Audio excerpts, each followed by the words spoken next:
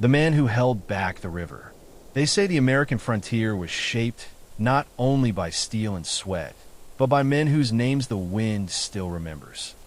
Long before maps were trusted and before towns dared to grow roots, there was a settlement pressed against a wild river that never slept. The settlers called it Red Hollow, a stubborn outpost clinging to the edge of the unknown. Every spring, the river rose like an angry giant. It swallowed fences, crushed wagons, and stole fields.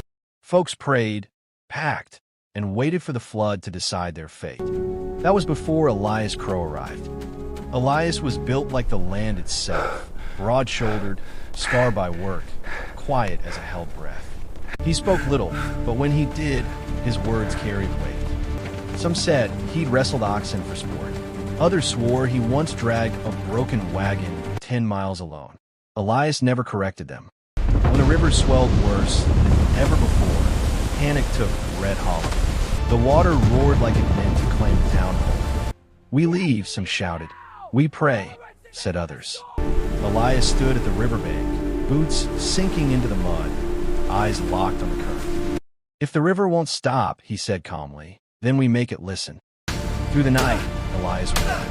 He hauled boulders no team of horses could move. He drove iron spikes into the earth with a sledgehammer that cracked stone.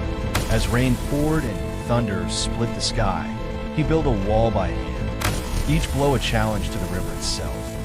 By dawn, the flood struck. Water slammed against Elias's barrier, roaring and clawing, trying to break through. The town watched from higher ground, breathless. The wall bent. The ground shook. Elias planted himself, shoulders pressed, timber and stone, legs braced deep into the mud. The river pushed. Elias pushed back. They say the struggle lasted until the sun stood high. When the waters finally slowed, the wall still stood, and so did Elias, soaked, shaking, and smiling faintly. The river never flooded Red Hollow again. Elias Crow didn't stay long after that.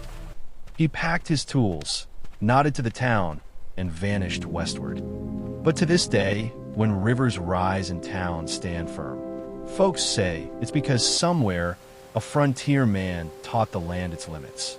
And that's how the river learned respect.